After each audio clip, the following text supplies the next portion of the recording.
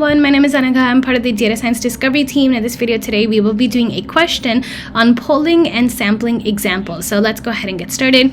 So here it says match the following scenario with the best fitting description. So a survey is given to people after a service only if they ask for it, right? So here we are basically only giving the survey to people who want to, fill out the survey, right? So these people are basically self-selecting themselves to be part of this, whatever study we're conducting, right? That involves the survey. So because this survey is, or this, basically the survey is not given to a random selection of people. It's honestly a selection of people who want to be part of the study. This actually represents selection bias because the users or the subjects that we are deciding for the study are not randomly selected like they should be. Instead, they are volunteering or selecting themselves to be part of this study and by asking for this survey, right, instead of being given one.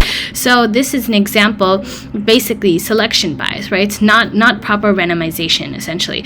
And now it says here, a survey to students in AP English classes in University Lab High School, right? So again, this survey is basically only given to AP English classes, right? So if we don't know what this survey represents, but we know that it's not given to all the people of this high school, right? It's only given to the AP English classes, which obviously there's significant bias there, right? So this also represents an example of selection bias, right? Because we are not randomly selecting our users, we are instead only going to certain classes to give this survey in the high school. So that's an example of a sample group that is not representative of our entire population.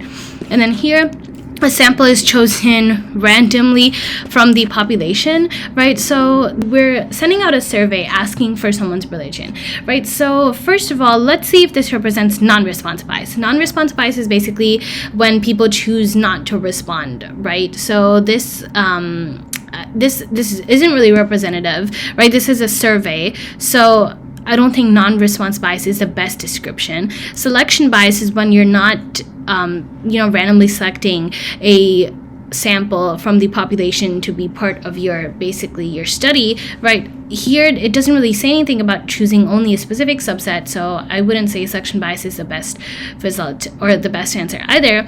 I'd actually say response bias is a good answer because remember that this is a work environment and you're asking about faculty members, their religion, right? And it's also a survey where we have no way of confirming whether we received accurate information, right? We're not cross-checking anyone's responses with any database that stores, people's actually true religions, right? So there's a possibility that people may not fill out the response or people may not fill it out accurately, right? So this could actually result to response bias because of that situation, right? We are asking for people their religion in a workspace setting, so we don't know if, this situation could lead to misleading or inaccurate answers, which is why this would be a response bias. Okay, and then finally, a confounder in a study results in misleading or inaccurate data. So it says here, a confounder results in misleading or inaccurate data, right? So this basically means that there is certain bias involved. We just don't know which one it is. So I would actually say none of the above because this confounder basically is a type of bias that is not that is not from resulting from one of these options above here, right? It's not how we are sampling or how we are providing the survey, right? Confounder is just a variable within our study that seems to have an impact on the final treatment, right? So there's definitely bias in the results, but it's not the confounder. This isn't due to response bias or non-response bias or selection bias. It's just a type of bias that is within our study that causes misleading basically, conclusions about whether our independent variable actually caused the treatment variable that we were experimenting with, right? So this isn't A, B, and C do not accurately represent this this statement here. And then finally, you randomly select a group of people from Stat 107 and send them a link to an anonymous survey.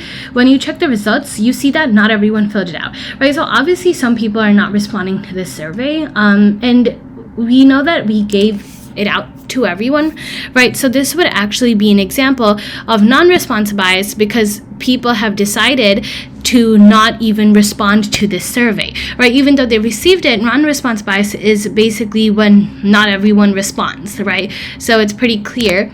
And since there were obviously some blanks, that would be the best bias that represents this situation. So I hope this video was helpful. If you have any questions, let me know, and I'll see you next time. Bye.